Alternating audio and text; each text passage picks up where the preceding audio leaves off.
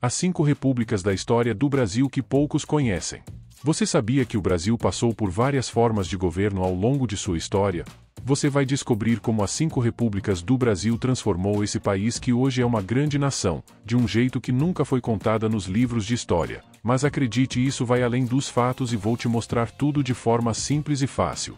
Ao explorar esse pedaço da história do Brasil, você vai entender como a República preparou o terreno para os desafios e conquistas que vieram depois. Vamos descobrir como as coisas que aconteceram naquela época continuam influenciando a política e a sociedade do Brasil até hoje. A proclamação da República no Brasil. Numa tarde meio sombria, em 15 de novembro de 1889, o Brasil passou por uma transformação enorme. As coisas estavam meio enroladas com a monarquia. De repente, veio a proclamação da República como um trovão, fazendo um barulhão que mudou tudo. O Marechal Deodoro da Fonseca apareceu, quase como um super-herói das sombras, liderando tudo. Sabe aquele quadro, Proclamação da República, que o pintor Benedito Calixto fez em 1893? Ele mostrou bem a tensão desse momento, tipo um filme emocionante. As cores e os pincéis dele mostram como o Brasil ficou agitado na Primeira República, com um monte de coisas acontecendo. Lá nos bastidores da história, rolou uma assinatura super importante no Rio de Janeiro, a cidade que viu o fim do Império. O Brasil, que antes tinha o imperador Dom Pedro II no comando, viu os militares, liderados pelo Deodoro da Fonseca, darem um jeito nas coisas. Essa proclamação não foi só uma troca de governo, foi tipo um terremoto de mudanças, marcando o início da República Federativa e Presidencialista. O barulho dessa revolução ainda é ouvido hoje, lá no Centro Cultural São Paulo, onde o quadro do Calixto fica como uma lembrança silenciosa da nova ordem. Então, a proclamação da República não foi só um evento chato, foi um capítulo emocionante na história do Brasil. A monarquia saiu de cena, e a República apareceu, toda colorida com as tintas da mudança e da incerteza. Quantas repúblicas o Brasil já teve? A história do Brasil registra a existência de 5 repúblicas, ou períodos republicanos, sendo que o mais recente perdura até os dias atuais. Vamos lá então. A primeira é chamada de República Velha. Foi um tempo muito importante no Brasil entre 1889 e 1930. Tudo começou quando o imperador foi embora, e o Marechal Deodoro da Fonseca assumiu o comando do governo provisório. Ele fez coisas importantes, como mandar embora o Dom Pedro II e sua família do Brasil. Também criou o primeiro Congresso Constituinte, que ajudou a fazer a primeira Constituição da República. Nessa época, o governo quis que o Estado fosse separado da religião, por isso chamam de laico. Mas não foi só coisa boa. Teve uns problemas por causa da abolição da escravidão em 1888. Muita gente ficou tensa, e teve brigas e confusões nos primeiros anos da República. O povo não participou tanto assim nesse tempo. Teve muita discussão e mudanças na política e na sociedade durante esse período.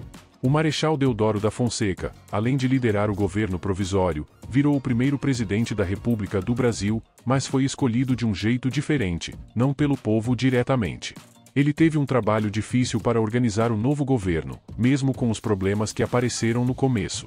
A Primeira República deixou uma história complicada e que influenciou bastante o jeito que o Brasil seguiu nos anos seguintes. A Segunda República é chamada de a Era Vargas, de 1930 a 1945, foi tipo uma história super interessante e cheia de coisas diferentes que aconteceram no Brasil. Um cara chamado Getúlio Vargas, que era muito importante, foi o líder desse tempo todo e até foi presidente várias vezes. Tudo começou lá em 1930, quando começaram umas mudanças bem grandes na política do Brasil. Mas em 1937, o Vargas decidiu fazer algo super diferente e meio complicado. Ele criou uma ditadura. E isso ficou até 1945, marcando o Brasil de um jeito que todo mundo lembra. A Era Vargas teve coisas boas e ruins para o Brasil. Por um lado, teve um monte de coisas legais acontecendo, como a industrialização e a criação de leis importantes para os trabalhadores, que ainda existem hoje. Mas, por outro lado, teve também coisas não tão legais, como perseguir pessoas que pensavam diferente e até criar um jeito de controlar o que as pessoas podiam falar e escrever. As coisas que o Vargas fez afetaram muito a vida das pessoas no Brasil. Mudou como a economia funcionava, como as fábricas trabalhavam e até como as pessoas eram tratadas no trabalho. Foi um tempo com muitos desafios, coisas novas e também polêmicas, que até hoje a gente estuda para entender melhor a história do Brasil. A Terceira República é chamada de República Nova, de 1945 a 1964, foi tipo uma festa no Brasil, cheia de coisas legais acontecendo e muitos momentos importantes. Foi uma época de mudanças e ideias novas. Sabe o que foi super legal? Eles criaram partidos políticos nesse tempo. Antes, as coisas eram meio diferentes, mas agora as pessoas podiam se juntar e representar ideias diferentes. E a liberdade de imprensa voltou com tudo, então as notícias podiam ser mais livres, e todo mundo podia falar o que pensava. Ah, e teve uma ideia muito legal chamada regime de democracia liberal. É tipo quando todo mundo vota para escolher quem vai cuidar do país. Assim, o pessoal tinha voz para decidir quem eles queriam no comando do Brasil. Na presidência, teve gente importante. O Getúlio Vargas voltou entre 1950 e 1954, mas teve um momento difícil e teve que se despedir em 1954. Depois, em 1956, o Juscelino Kubitschek, que era de Minas Gerais, virou presidente. E ele fez algo incrível, mudou a capital do Brasil do Rio de Janeiro para uma cidade nova chamada Brasília, lá no Centro-Oeste. Imagina, construir uma cidade do zero. A República Nova foi tipo uma aventura cheia de ideias novas que mudaram a história do Brasil de um jeito bem especial. Foi um tempo em que o país se reinventou e olhou para o futuro com grandes expectativas e projetos super legais. A Quarta República é chamada de ditadura militar, que se instaurou no Brasil em abril de 1964, marcou um período de 21 anos repleto de complexidades e desafios. Isso foi lá em 1964, e ficou com a gente por 21 anos. Foi tipo um período meio difícil. O governo era meio durão, e quem não concordava com eles passava por uns apertos. Nesse tempo, teve 5 presidentes militares que foram se revezando no comando. Eles gostavam de mandar muito, e a galera ficava com medo de falar o que pensava. Não podíamos expressar nossas ideias direito, senão era confusão na certa. A ditadura militar deixou umas marcas bem pesadas. Teve muita censura, que é quando não deixam falar certas coisas, e a galera que pensava diferente levava a pior, até sendo torturada e mandada embora do Brasil. Mudaram também um monte de coisas na economia e na sociedade, mexendo bastante no jeito que o país funcionava. A história do Brasil mudou em 1985, quando o último presidente militar, João Batista Figueiredo, passou o cargo para um civil chamado José Sarney. Começou uma nova fase, mais democrática, e o Brasil foi se reconstruindo aos poucos. Mas a ditadura militar é um período sério, a gente continua pensando sobre como ela afetou o Brasil, a importância da democracia e como tudo isso ainda influencia nossa vida hoje. É um assunto que a gente precisa entender bem.